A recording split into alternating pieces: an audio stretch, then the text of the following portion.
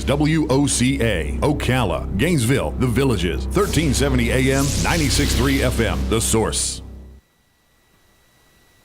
Auto repair with personal care. We know what we're talking about.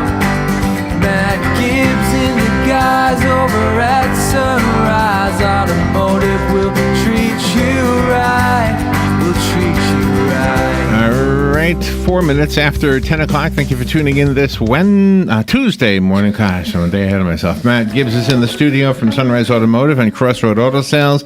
If you have a question for Matt, the phone lines are open. The number is 352-622-9622. Good morning, Matt. How you doing? Good. How are you, Larry? I'm good. I had a new thing that I learned about cars that I don't know if you've ever noticed this before. Cars make men invisible, especially when they're broken down. Especially when the one broken down is a lady. Can I tell you what happened? You know, Robin's car was at your shop, right? Because there was something up with the battery, right? The cables or something. Okay, so it was a minor repair. Thank goodness. But she called me the day before and said my car won't start. So I went over there with my jumper cables, and I did what a good man should do, and it didn't work. Okay? So then I said, you know what we should do? Get it towed to Matt's. Okay? So now we're on top of the world in the Publix parking lot, right? It took about an hour for the tow truck guy to get there. And in that hour, five guys, all older than Robin and myself, all came over to see if Robin needed any help. Some of them had oxygen on their noses. I'm not lying, okay?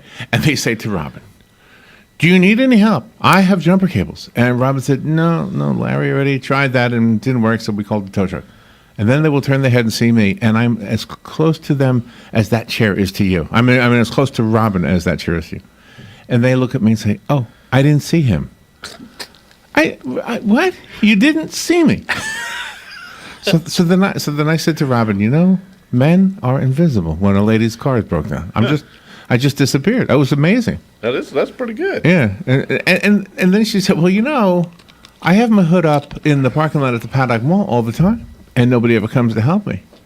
So I had to think about that, and then I figured out that one too. Okay, because remember I said these guys were all older than us.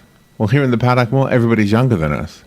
So I guess if you're a man, you're invisible. And if you're a woman older than most of the guys, then you're invisible too. Oh, okay. Yeah, so. Gotcha. But over on top of the world, Robin was a youngster. So therefore. Anyway, so how you doing? I'm doing good. Gosh, there's so much news about cars today. Did you see the story about the stink bugs? No. The stink bugs are causing a problem for the Japanese imports. They were going to bring some cars over here, but the stink bugs. I'll find the story. They stanked them up. I don't know what happened there. Stink bugs on ships disrupt Japan's car exports. It was on CNN. See right there. There's a stink bug right there. That's fake news, man. It's fake news. A pesky insect known as the stink bug is preventing thousands of Japanese cars from being delivered to New Zealand. Oh, okay. Yeah. It doesn't affect us. New Zealand. That's the other side of the world. 3 cargo ships carrying imported cars and machinery were refused entry. Oh, because of the stink bugs being in them. Because they don't want the stink bugs in their country is probably what's going on. How bad do they stink? They stink good enough to get that ship on out of here. That we don't see. I mean, think about how bad could that bug stink if they don't want to have it in their country? Yeah, that could be a stank bug. Oh my gosh. Yeah, so Robin's car wouldn't start up, and we didn't know it was a battery thing, but we figured it was. But I just couldn't do anything. The bolt was just kind of, when you would turn the bolt to loosen or tighten the cable, just the whole thing would bend. Everything was just kind of connected as one big thing. So. And we took care of it. You did take care of it. You put nice, pretty little connections on there now. It's pretty. We did a pretty. It is job. pretty. Is there anything to do to prevent that stuff from? Well, we probably coated it with a battery protector. It looks like you did. Yeah, we probably did. And that will last how long? It will last forever. No, that'll last forever. No, it's just like anything. Every once in a while, you got to go in there and clean and service things. You know, we actually have a battery service where we go in and we take the things apart, clean all the terminals, and put some lubricant on it and a protector. That's everything needs to be cleaned every once in a while. Did you see that the Volkswagen company is making police cars police cars with steering wheels, and citizen cars without steering wheels? Huh. Did you see this? No. So he's going to pull up behind you and say, "Pull over! It's out of my hands. I can't do it. I can't pull over. I don't have a steering wheel." Huh. Did you see that? No. Yeah, there's a lot of car news this morning. Well, I've been hearing, like Nissan is they're going for electric self-driving cars. They're saying that's the future. Yeah, that's everybody's saying that. Several- You just dial this number on your cell phone and there's a car will show up. Yeah. So what do you think it's going to mean? I mean, taxi cab drivers will be out of a job. Well, I know we service a taxi cab company. For a long time we didn't have taxis in Ocala. But, we got a couple now, and we actually service one of them. And the Uber stuff is, the guy that owns the cab company is telling us how Uber's just killing their business. Well, so now these electric cars that you whistle and the car comes over here. Up to, that's going to kill the Uber guys. That's what I'm thinking too. Uber guys are going to be gone. But couldn't I? This is maybe not a car question, but I've often thought if I was a taxi cab driver, I would also sign up for Uber. Then I'd get both. I don't know how that works. I'd get calls from Uber, and because some of these Lyft drivers are also Uber drivers, and vice whatever. And I look at it like, are you willing to? I don't know. You want to go to Daytona, you want to go to Orlando, you want to go travel, you whistle for a car and go, or It's hard to imagine, isn't it? It is hard to imagine. But just think about when all we did was ride horses. And so you say, are you going to sit in that thing? I mean, it's got wheels. Yeah, that's true. That is true. What if the wheel falls off? Look at what Henry Ford did. In the beginning. When all the guys were still horse and carriage, and Henry Ford and all our pioneers. Do you know what the big selling point was for cars? It was the pollution that the horses were leaving behind. They thought once we get these new automobiles, there will be no more horse poop in the streets, and pollution will be solved. Then we had a new kind of pollution. Yeah. I wonder what we're going to have with the electric cars. There's going to be some other problem. I'm sure. Yeah. All right, we do have a phone call. And by the way, the lines are open if you want to call in. The number is 622-9622. If you're out of the area code is 352. If you're calling from New Zealand, just don't let those stink bugs in. That's all. Good morning. You're on the air with Matt. Good morning, Larry, Matt. Hey, morning. About these. Oh boy, about what the heck is this? About these electric cars and things. The batteries are made up with this lithium and all these other exotic materials. And I'm just wondering how this is going to affect the thing here. And I was also read they have to be replaced after I don't know how many couple of years. It's not the lifetime of the car. I'm just wondering what you think about that. I'll hang up and listen. All right. Yeah, I'm not sure exactly. I know that the battery technology is changing. It's changing almost daily. I mean, they're really working on making the battery more efficient. That's been the problem the whole time, is that the batteries, I need to go further than 10 miles before I need a charge, and it takes a long time to charge them and whatnot. And I know that like on Toyotas, and they have the hybrids, and those battery, that battery. I mean, I did one in a GMC.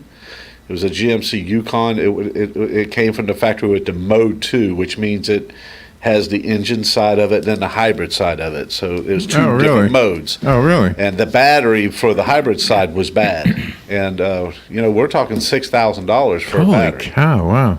And so if they can develop, and they're going to develop a battery that's going to work. That'll do it, yeah. Yeah, it's just a matter of time. So this now is technology that you might be seeing already. Okay, I have to turn it. I don't mean to be rude, but this was a story about the data in your car. It says cars that are smarter and more connected than your average sedan are already sitting in parking lots and driving on highways, and they're collecting all kinds of information about you. U.S. privacy laws are not doing enough to keep up. Other countries are taking note. Anyway, so your car is getting and sending information not only about you but about the other cars you're passing. Isn't that amazing? So somebody somewhere says, and I have this on my phone. It'll say, "Oh, did you want to confirm that you went to Target?" Right. So well, I don't mind confirming that, and I don't even know what it does, but somebody has that information, or they could have it, I guess. And then now the cars are reporting to somebody where you're going. And I guess if you broke any law or went over the speed limit. I wonder how that's going to affect insurance. Well, I know that insurance, I think it's Geico or whatever.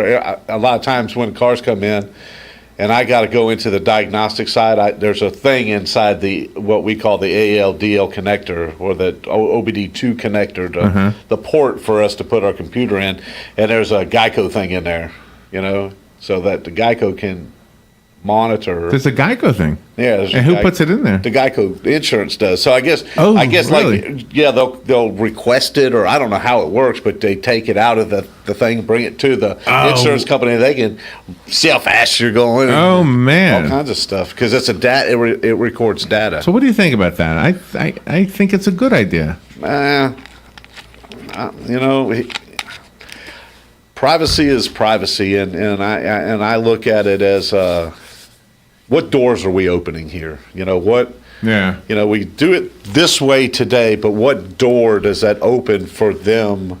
And when I say them, I'm talking about the government to continue putting things in that room that you opened the door to. So if we have all this information, oh my gosh, I have had, I'm going to say at least 10 phone calls regarding that accident on Silver Spring Boulevard where those two ladies died, the hit and run. Okay.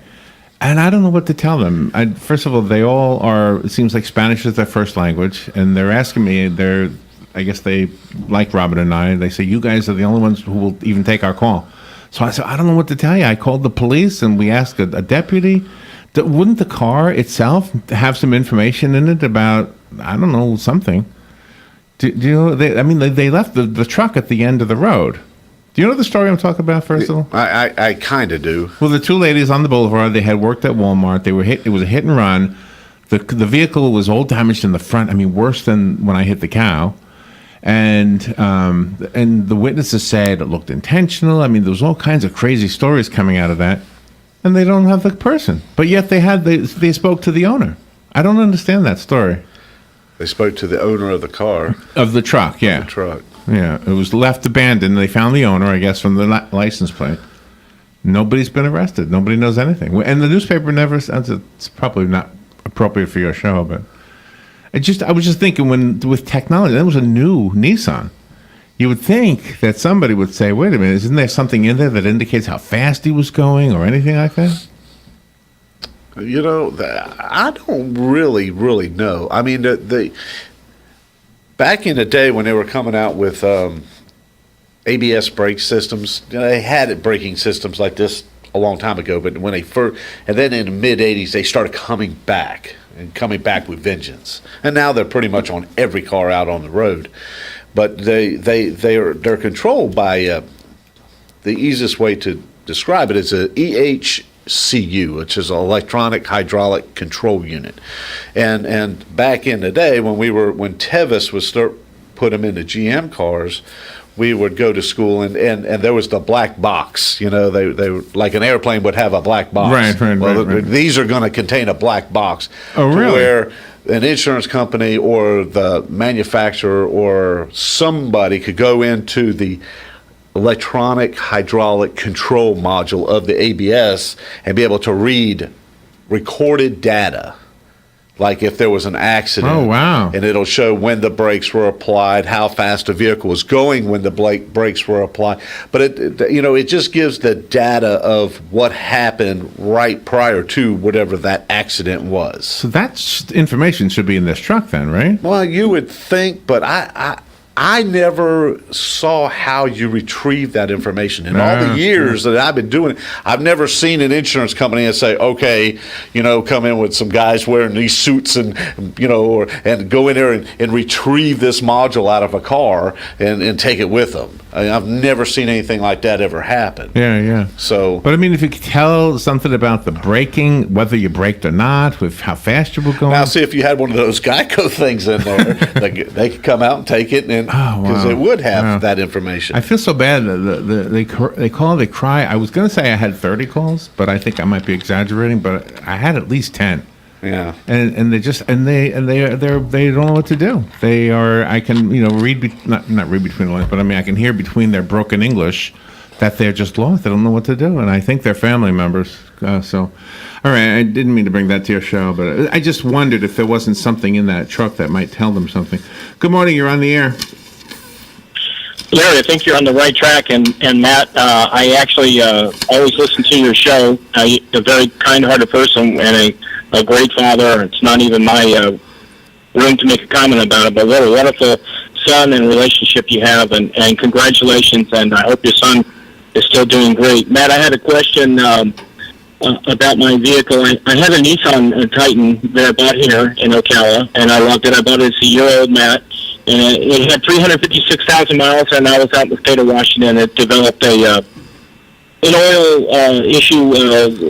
It broke free, Matt. The steel gave way underneath the engine, and I actually, from living in Florida, when I came out of my hotel room to go to work at Columbia Generating Station, I looked under my vehicle and I said, it's just condensation. Everything's always wet here in Florida. I realized I'm in the desert. That didn't make sense. So I had to quickly buy a vehicle because the plant was like 50 miles away. And so I bought I kind of want to just get your opinion and your advice. I bought a Nissan, a Hyundai Genesis. The guy said, have you ever driven one of these cars, Matt? And I said, well, do you think I can fit in there? And he goes, it's a lot bigger than it looks. So I felt so guilty, Matt. After I looked at it, I got in the Buick, and I actually couldn't get in the Buick, but I ended up getting the Genesis. So I drove it down to Miami to work at Turkey Point, and Matt, they determined that I needed a new battery. They're not cheap, as you would know better than I do.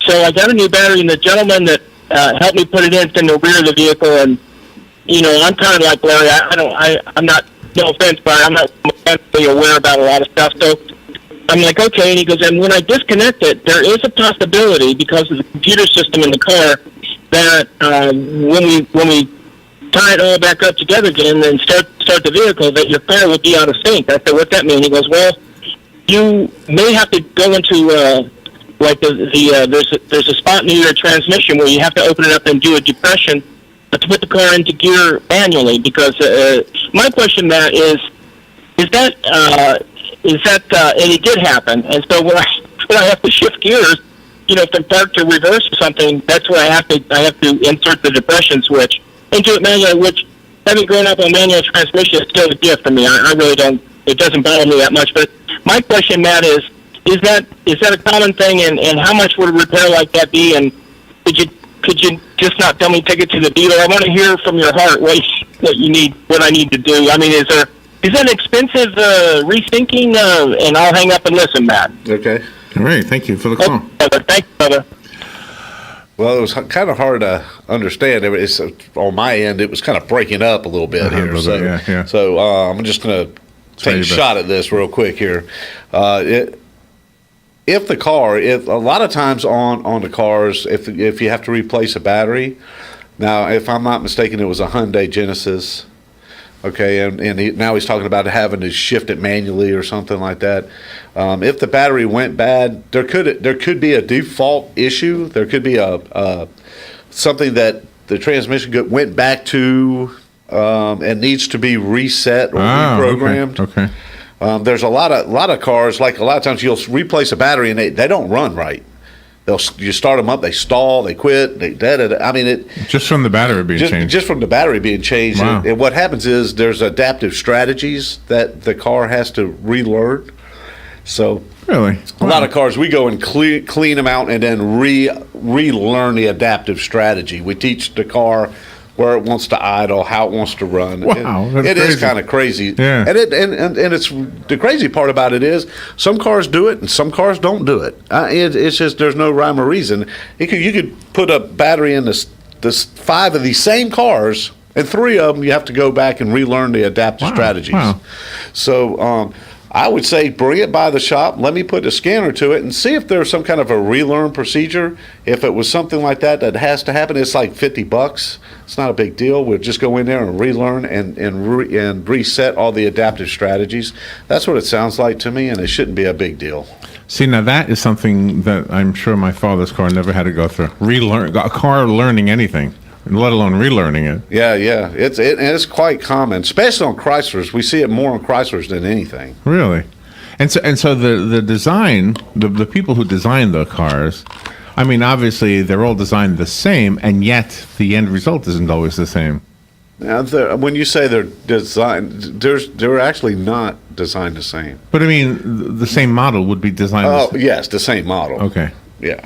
But a lot of the computer systems are different from different manufacturers. It's strange how they all do their little thing, you know. They all have their own little thing they do. Oh, wow. We had a guy in here, and he was with, oh my gosh, Robin, are you hearing me? I think it was from Habitat for Humanity, I think. Yes. Yeah, because they're doing a strawberry festival, and there's a car show involved with this. And he was telling this story about a car he wanted when he was a kid. And it was a GTO. Okay, does that sound right? And so his father said, "No, you're not getting a GTO." I guess that was a bad car or whatever at the time.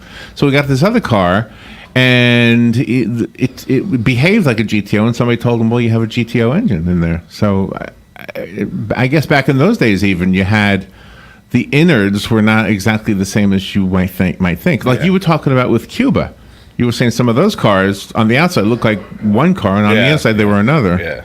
Well, that was crazy stuff in Cuba. I mean, but back in the day, GM, like if you had a Pontiac, you had a Pontiac engine. If you had a Buick, you had a Buick engine, Oldsmobile engine. And then in the late 70s, early 80s, they just became products of General Motors. So the Oldsmobile, like I'd look at an engine and say that's an Oldsmobile engine. They would say no, it's a product of GM. It's a product of General Motors. But back in the day, if you had a Pontiac, you had a Pontiac motor. A Pontiac 400 was different than any other 400. It was different than a Chevrolet 400. It was different than, you know what I'm saying? It was a Pontiac 400 motor. But they don't do that anymore. Have you ever heard of a car alarm triggering another car alarm? Yeah, actually, yeah. In the parking lot, Yeah. I think it happened. I heard a car alarm. And then another one went And then off. another one went off. There was nobody around. And you know what it sounded like? Duke of Earl. That's what it sounded like to me. It sounded like the cars were singing Duke of Earl. There we go. Well, that sounded like good advice. So bring the car to you. And Let's take a look at it. I love the Hyundai Genesis. Do you? Yeah. Why is that? I just do. I like them. That's a nice car. Is that the only car named after a book in the Bible?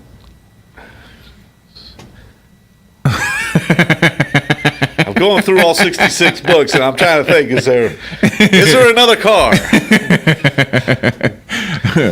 The Honda Revelations. Would you drive that one even? You wouldn't want to drive the Revelations. The Genesis. That's cool. That's the beginning. You got plenty of time. It's a nice car. Revelation. That's the end, right? That's it. That's when it's all over.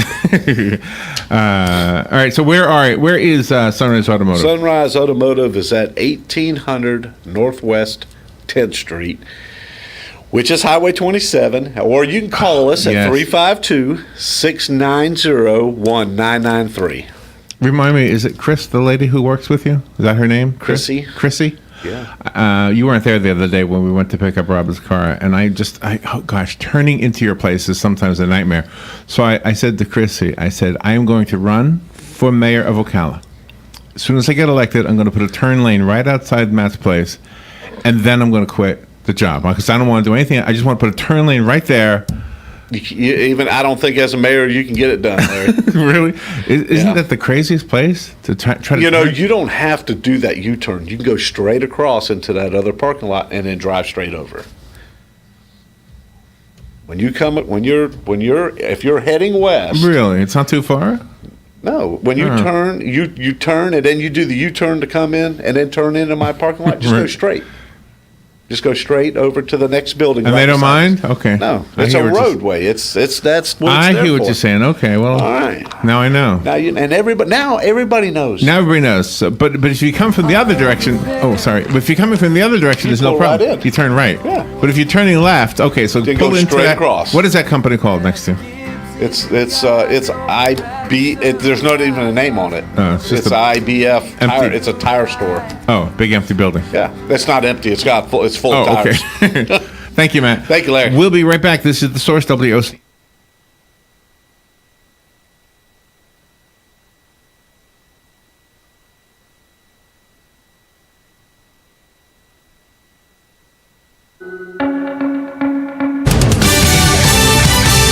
Fox News Radio. I'm Lillian Wu. Survivors of the Florida school shooting today pressing lawmakers in their state capital to pass tougher gun control laws. The president officially supports